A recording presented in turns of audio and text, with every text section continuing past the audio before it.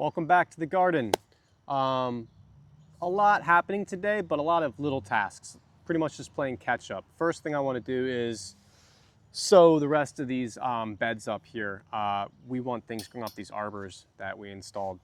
So we have tomatoes on the other side. They're doing great with the basil and the marigolds. We already did that.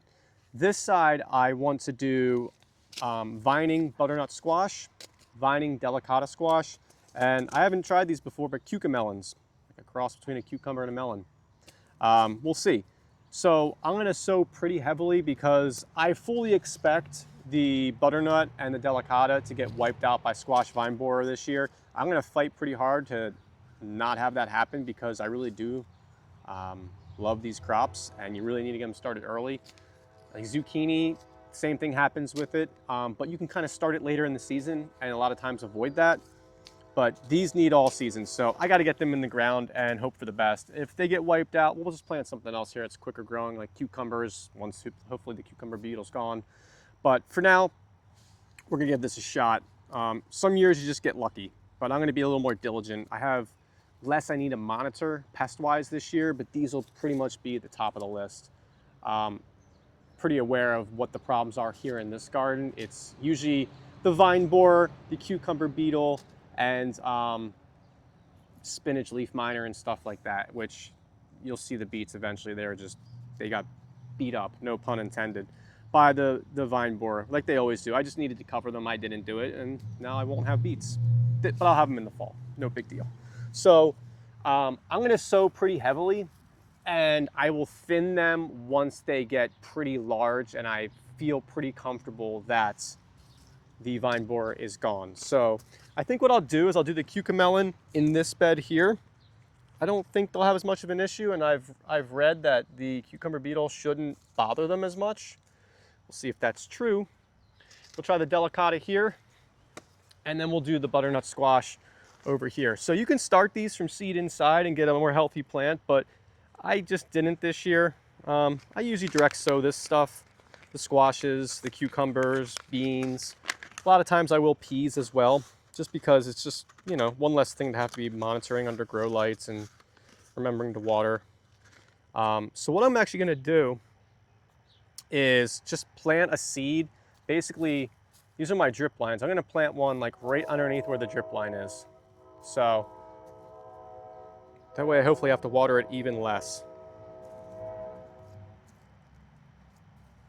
And don't plant them super deep. They're pretty big seeds, but they really don't need to go that deep. And so as these grow, I'll vine them up through the arbor. And it should look pretty cool in a month or so. And like I said, this is probably like, this bed here really only needs one plant. I'm doing 4 in the hopes that 1 survives. If all 4 survive, I'll just thin them out. It won't be that big of a deal. So there's your butternut, that's done. Delicata, same idea. Just gonna plant them right underneath the drip line. And these seeds are a little smaller, so even less deep than with the butternut. And the soil is really wet. I'll still water these in later, but it rained a ton. We got great rain this weekend. It was like the first time. We had 90s the week before. I was like, just thinking, this is gonna be a really tough summer here in Pennsylvania again. It was tough last year. We got very, very little rain last summer. The irrigation was running a lot more than I would like. We're on town water, so it's not super expensive, but it still costs money to run it. And I'd rather avoid it if I can, but you can't control the weather. So the cucamelon, I don't really know how these grow, to be honest with you. It says 6 to 12 inch spacing. I'm gonna assume it kind of grows like a cucumber plant would, in which case I usually do 6-inch spacing. You don't need to do a ton. These seeds are pretty tiny. So what I'll do here is just do a little trough across the bed and just sprinkle a bunch in. Cover it lightly and water it in.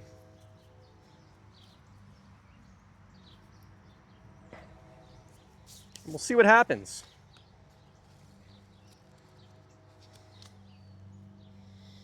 And there's only 15 seeds in this packet. I probably should have looked at that. I probably would have started these in cell trays had I known there were so few seeds. But if this doesn't work out, I'll just plant this up with regular old cucumbers in a month or so. But I'll give them a fighting shot, you know?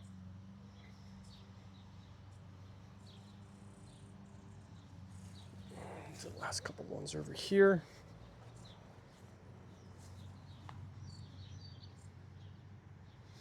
And then just backfill, same way we always do.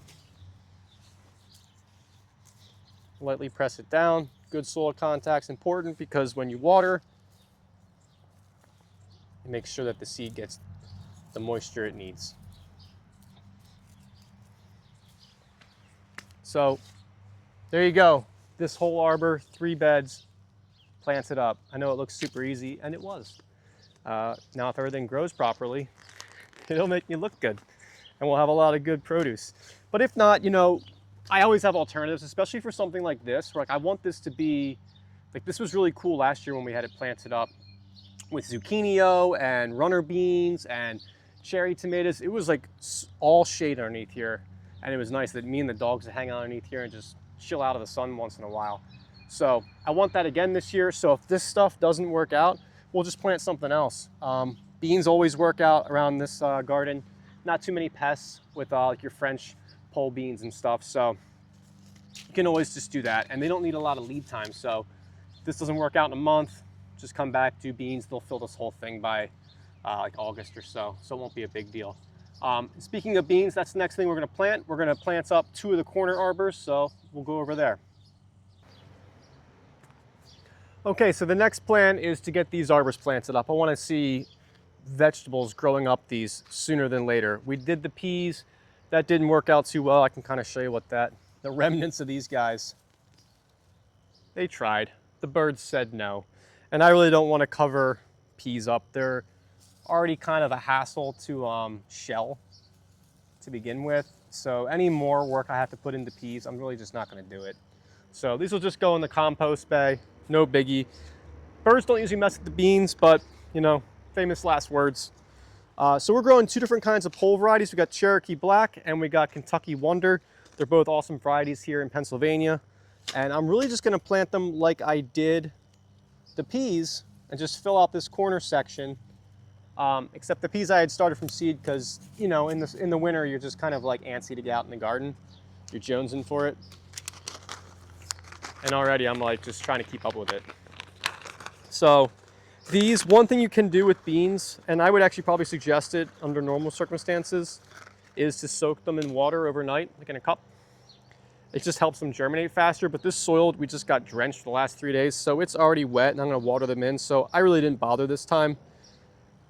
Beans and peas, you can really do like 3-inch spacing. You don't have to give them a lot of space because they're gonna vine up and all their vegetative growth is gonna be up here. With bush varieties, give them a little more spacing.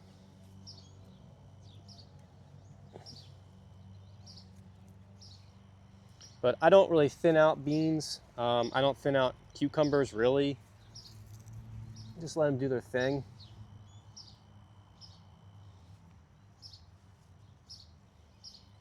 Now I'm a little concerned with the potatoes because, as always, potatoes, like they just want to be alone. They don't like companionship. They always talk about companion planting. It is not to be with potatoes. They don't want to be anyone's companion.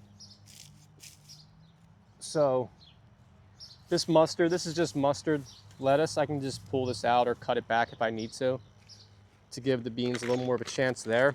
Not worried about that. In that arbor, we're doing dill. It's already growing up really nicely. That arbor in the back here, you can't see it, is going to be cucumbers eventually, but I'm waiting a little bit.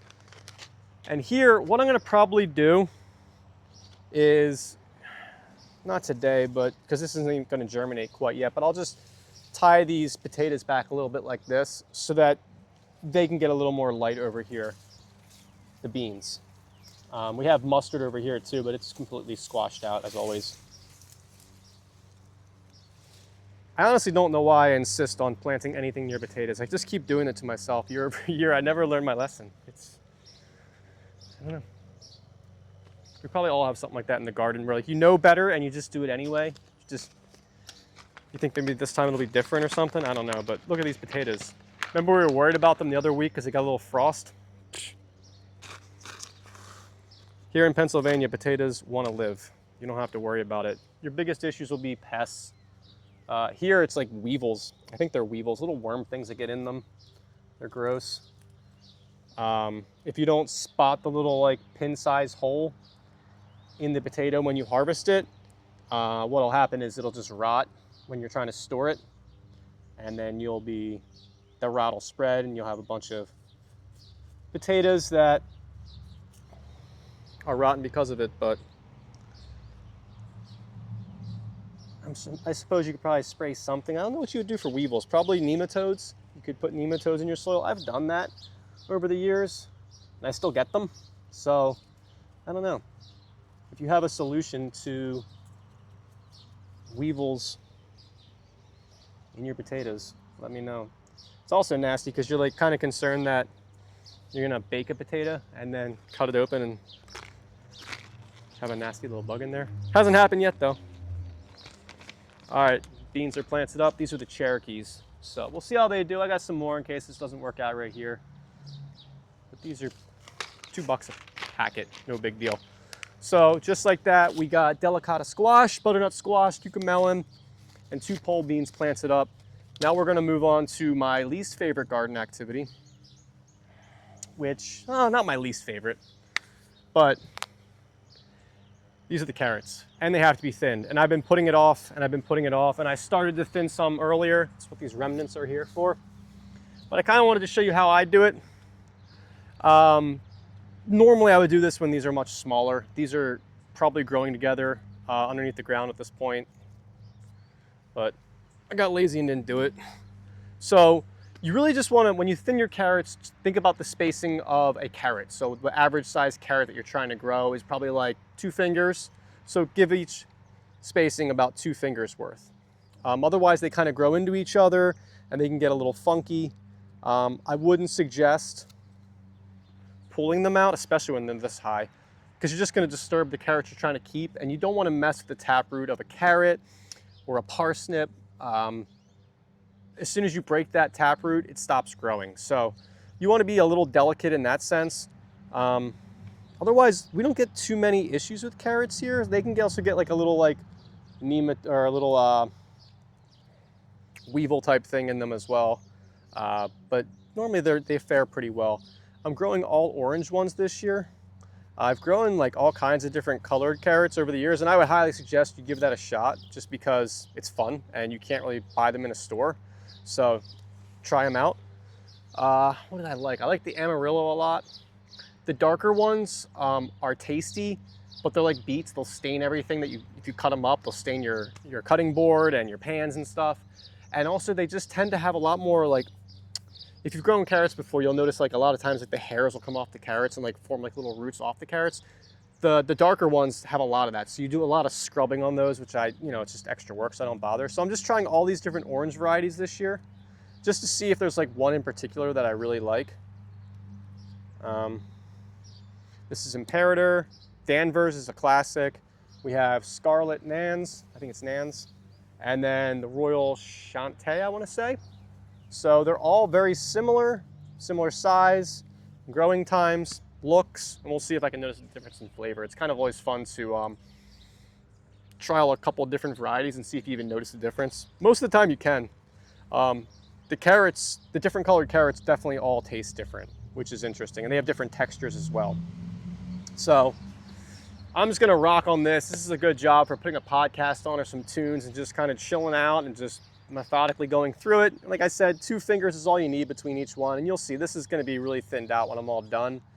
But these carrot tops will get almost as tall as these potatoes are now, so this will all be filled out. This bed's pretty much spoken for until July, and then hopefully have a lot of good root crops from that. So hope your garden's doing awesome. As you can see, everything's coming along here really great. The tomatoes are looking awesome. Some of them looked a little droopy when we first put them in, but once you get them in the ground, they get real happy.